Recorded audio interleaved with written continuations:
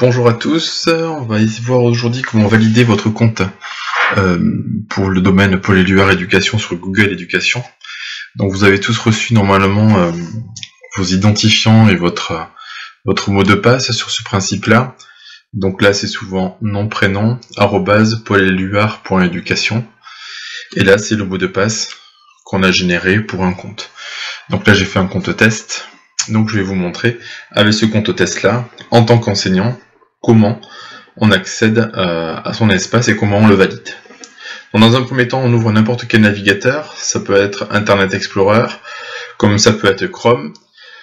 Pour ma part, on va utiliser Chrome parce qu'il présente un petit défaut, je vais vous montrer ça de suite. Donc quand vous arrivez sur votre navigateur, ici, vous avez, si vous avez un compte Gmail comme moi, souvent on est identifié ici en haut à droite avec son petit compte. Pour éviter que les deux comptes, le compte éducation et votre compte personnel, ne se mêlent, je vous conseille de faire une petite manipulation qui est très simple. Vous cliquez ici en haut sur les trois petits points, vous faites nouvelle fenêtre de navigation privée. Une navigation privée, ça veut dire qu'on ne laisse pas de traces. Voilà. Et donc, on n'enregistrera pas nos mots de passe, et vous voyez qu'ici, je n'ai plus la possibilité obligatoirement de me loguer. En tout cas, mon compte privé n'apparaît plus. Donc, je vais taper dans ma barre de tâches Google. Hop. Simplement Google. Ici, il me propose de me connecter, donc je peux faire se connecter. Et là, je vais taper mon adresse. À la différence d'une adresse personnelle, on a juste besoin de taper souvent la partie qui est avant le arrobase. Donc, c'est-à-dire, juste, mettons là, ça aurait pu être juste test. Ici, vu qu'on a un nom de domaine particulier pour l'établissement, il faut marquer l'intégralité. Donc là, je vais faire juste un petit copier-coller. Hop, donc test @pauleluard.education.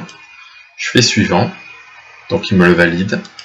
Et là, je vais taper mon mot de passe que l'on m'a fourni. Et je clique sur suivant. On me demande d'accepter les conditions d'utilisation pour un compte Google Éducation, sachant que l'intégralité des données sont protégées, sachant que les comptes éducation sont sous conditions RGPD.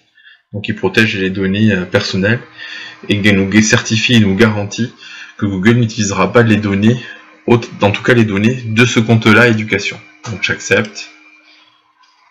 Il me demande de créer un nouveau mot de passe.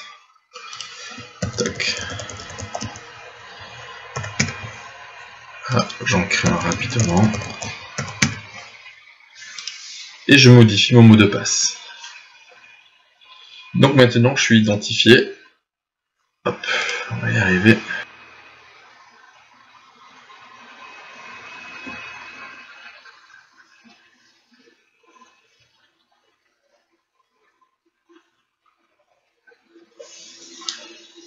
J'arrive sur ma boîte Gmail.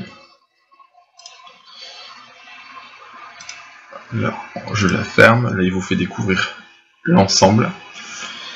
Et là, vous voyez qu'à la différence d'un compte privé, on a un logo G Suite qui apparaît et qui vous indique que vous êtes bien sur votre compte éducation et non pas un compte lambda.